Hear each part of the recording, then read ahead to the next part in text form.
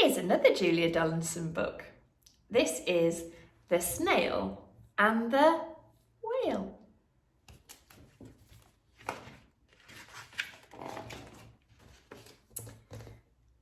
This is the tale of a tiny snail and a great big blue humpback whale.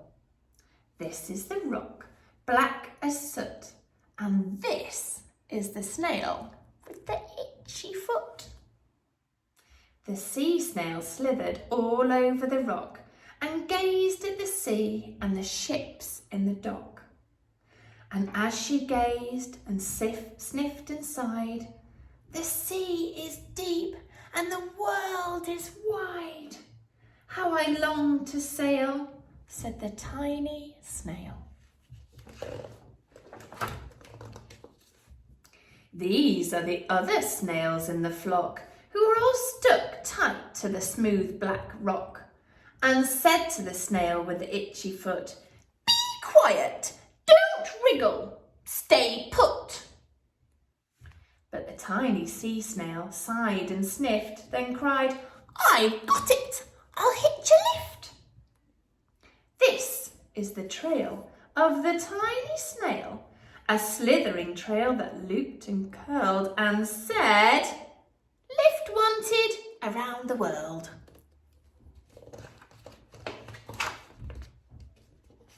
This is the whale who came one night when the tide was high and the stars were bright.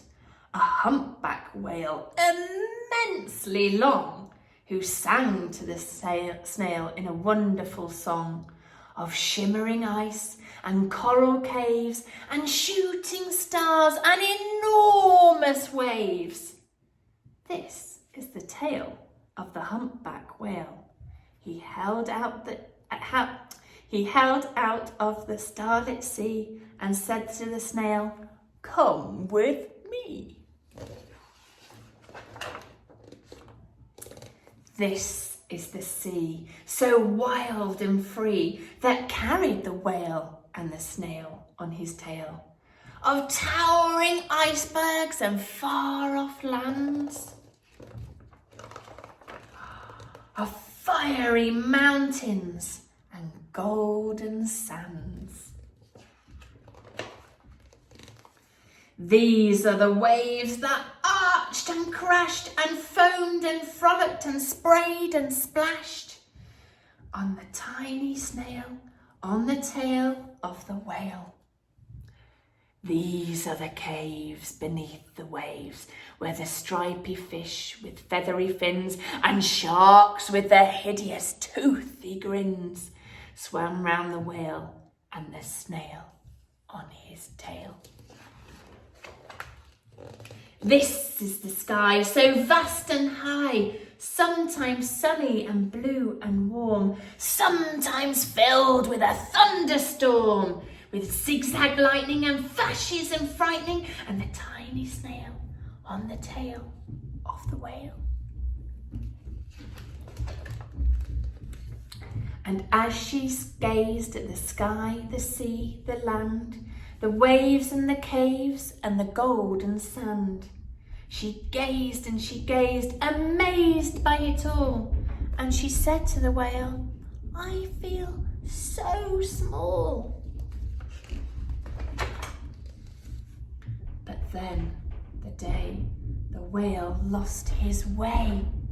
These are the speedboats running a race, zigzagging and zooming all over the place, upsetting the whale with ear-splitting roar, making him swim too close to the shore.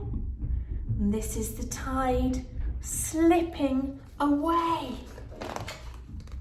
And this is the whale lying beached in the bay. "Quick, off the sand, back to sea," cried the snail. "I can't move on land, I'm too big," moaned the whale. The snail felt helpless and terribly small. "I've got it," she cried, and started to crawl.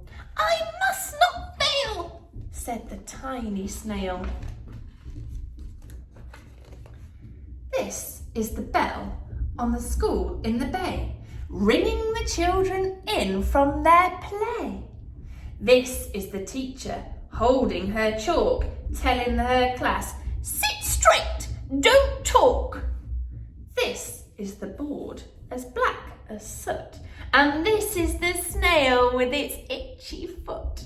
A snail! A snail! The teacher turned pale. Look, said the children, it's leaving a trail. This is the trail of the tiny snail, a silvery trail saying, save the whale. These are the children running from school, fetching the fireman, digging a pool, squirting and spraying to keep the whale cool. This is the tide coming into the bay, and these are the villagers shouting, hooray! As the whale and the snail travel safely away. Back to the dock, to the flock on the rock, who said, how time's flown and haven't you grown?